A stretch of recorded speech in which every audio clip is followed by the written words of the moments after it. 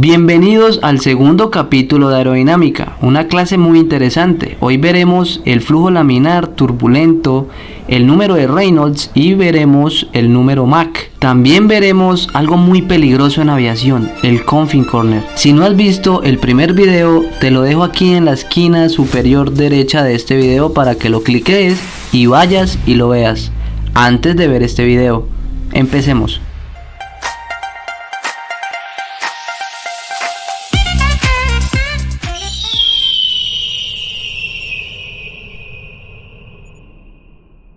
En el capítulo anterior nos quedó pendiente una pregunta: ¿de qué era ese interrogante que afectaba la aerodinámica y que se veía inclusive en la Fórmula 1? Bueno, estos increíbles autos tienen mucho que ver con la aerodinámica de un avión.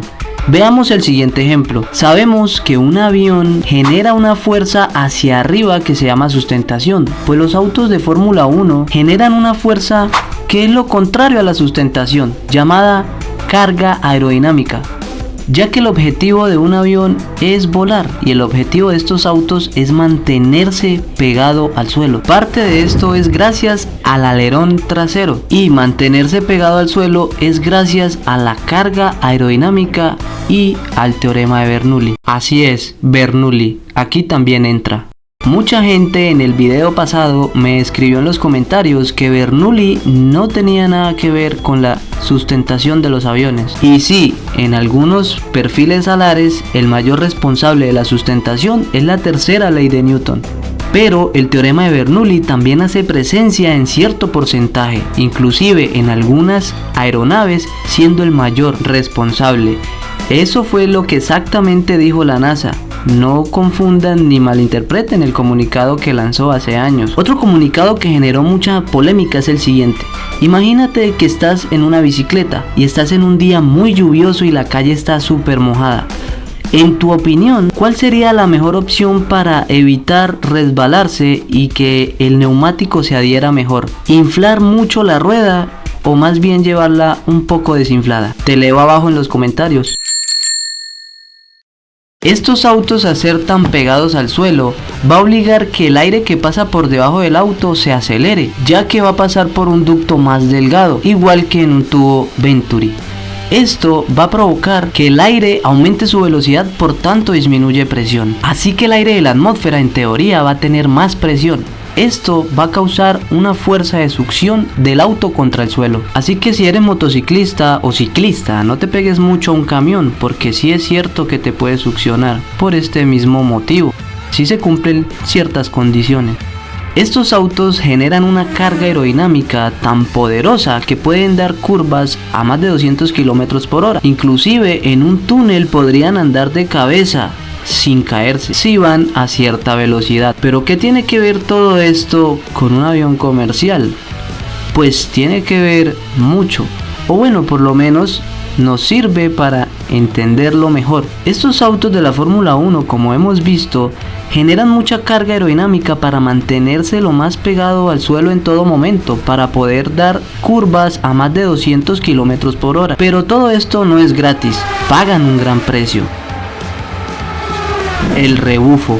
Como un avión que está creando sustentación, está creando resistencia. Los autos de Fórmula 1 también, a crear carga aerodinámica, también generan resistencia, cogiendo el aire laminar y limpio y lanzándolo hacia atrás sucio y turbulento. Esto se llama rebufo y puede ser una gran estrategia para los pilotos de Fórmula 1, porque si te haces detrás de otro coche, lo estás usando como escudo, porque el de adelante se está comiendo toda la resistencia por ti, permitiéndote alcanzar velocidades en punta más altas. O sea, esto en recta es muy favorable para el coche de atrás, pero en curva es todo lo contrario, ya que en las curvas los pilotos deben tener la mayor cantidad de carga aerodinámica posible para mantenerse pegados al suelo y dar la curva lo más rápido posible.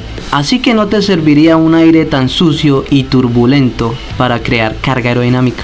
En los aviones sucede exactamente lo mismo. Los aviones dejan una estela turbulenta, así no la podamos ver, dejando el aire turbulento por donde pasa, siendo muy peligroso para un avión pequeño pasar por una estela que deje un avión grande.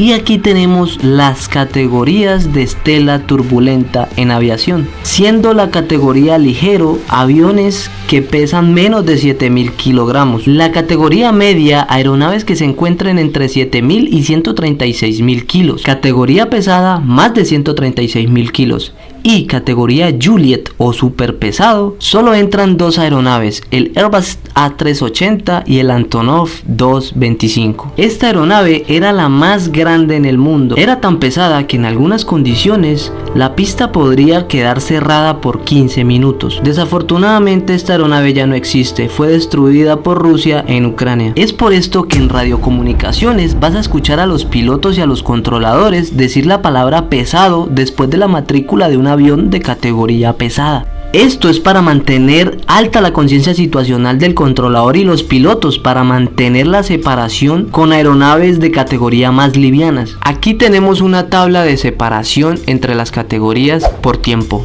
La aeronave de adelante generará más estela turbulenta mientras vaya más lento y más pesado. Por eso esto es más crítico en los despegues. Aquí tenemos unas técnicas para aterrizar y despegar con un avión de categoría más alta que nosotros. Se aconseja aterrizar delante del punto donde aterrizó la aeronave precedente y en el despegue rotar antes. Como hemos visto, el aire se comporta de dos formas distintas, turbulento y laminar. Pero vamos a profundizar un poco para entenderlo mejor. Aquí vemos la representación de los dos comportamientos, flujo laminar y flujo turbulento. Como vemos, el flujo laminar sigue un patrón, pero el flujo turbulento no. Más bien está en un caos, en un desorden total. Y hubo un científico llamado Reynolds que estableció el número de Reynolds. Un número que no tiene unidades, adimensional, nada. Simplemente es un número de 2000 a 4000 y funciona de la siguiente manera. Esta es la fórmula, el número de Reynolds. Si el flujo está a menos de 2000, está en el régimen de flujo laminar. Si el flujo está mayor de 4000, está en régimen de flujo turbulento. ¿Y qué hay entre 2000 y 4000? Simplemente una transición. En la fórmula tenemos distancia por velocidad, que también puede ser un diámetro, por ejemplo un flujo dentro de un tubo, o por otro lado una distancia.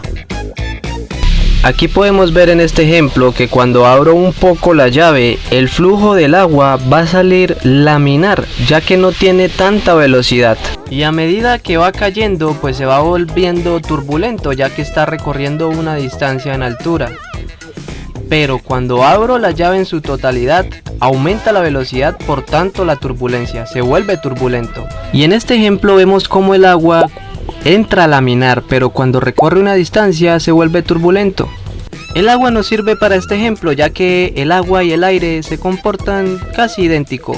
Luego tenemos la densidad del fluido. Un fluido denso entra más rápido en flujo turbulento. Y luego tenemos la viscosidad del fluido. Un fluido viscoso le va a costar mucho entrar en régimen turbulento. Imagínate la miel, siempre va a ser laminar porque es muy viscosa. Pero ¿qué define que un cuerpo sea aerodinámico o no? Bueno, como hemos visto, son muchas las razones, pero vamos a entenderlo de una forma práctica y sencilla. Un cuerpo, para que sea aerodinámico o no lo sea, depende de cómo deja el aire atrás a su paso, dependiendo también de su forma. Por ejemplo, si tienes esta tabla de madera, imagínate que la pones de frente del aire y por alguna razón esa tabla empieza a avanzar y el viento a chocar, pues en este ejemplo 2D, se va a ir por encima y por debajo. Y mira el hueco que deja hacia atrás, creando flujo turbulento, creando mucha resistencia y frenándolo.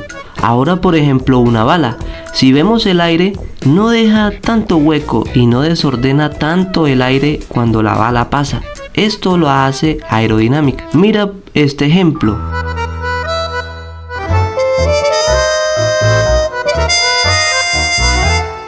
Oye, me refiero a la pelota.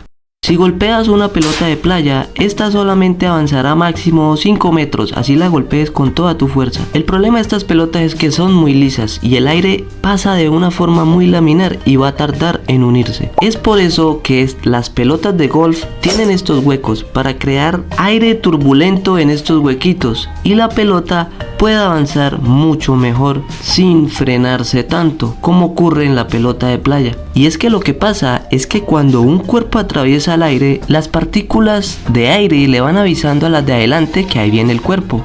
Por ejemplo, imagínate este avión volando, vemos que las partículas se van avisando unas con otras hacia adelante.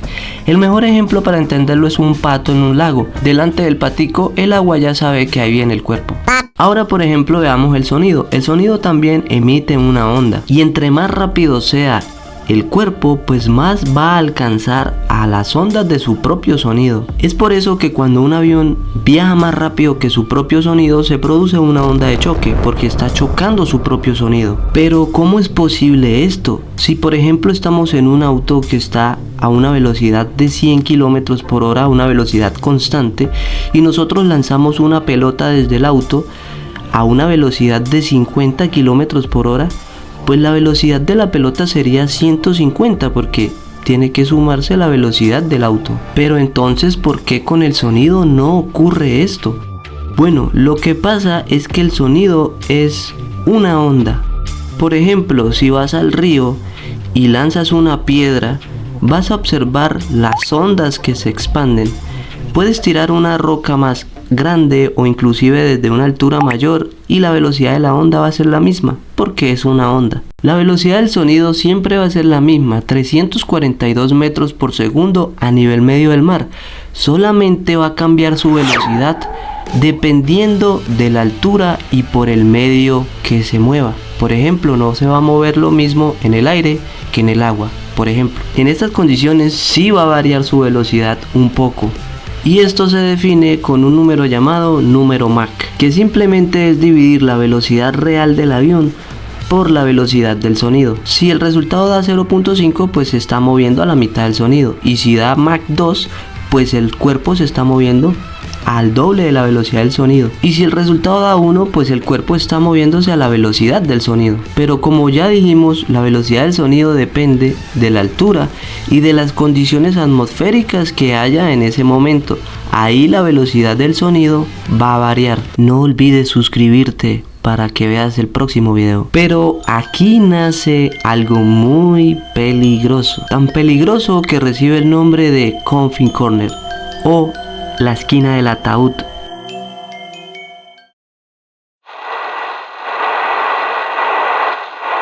Veamos esta tabla de altura versus velocidad. Ahora, la velocidad TAS, que lo vamos a ver en el próximo capítulo, la vamos a dibujar con esta línea roja. Como vemos, la TAS aumenta su velocidad con la altura. Ahora dibujemos la Mach. Como vemos, la Mach va disminuyendo su velocidad con la altura, como hemos visto. Pues aquí se va a crear un triángulo. Ese es el Coffin Corner. Y los pilotos deben evitar al máximo este triángulo porque entrarían en una situación muy crítica. No pueden volar más rápido porque el avión entraría en buffet, empezaría a vibrar y sería muy peligroso. Pero tampoco podrían volar más lento porque entrarían en pérdida. Como vemos, es una situación muy crítica. Antes de finalizar, hay algo que los pilotos enfrentan constantemente, pero que pocos comprenden en su totalidad. Es una fuerza que puede cambiar la forma en que percibimos el mundo a nuestro alrededor y que incluso puede ser la diferencia entre la vida y la muerte en situaciones extremas.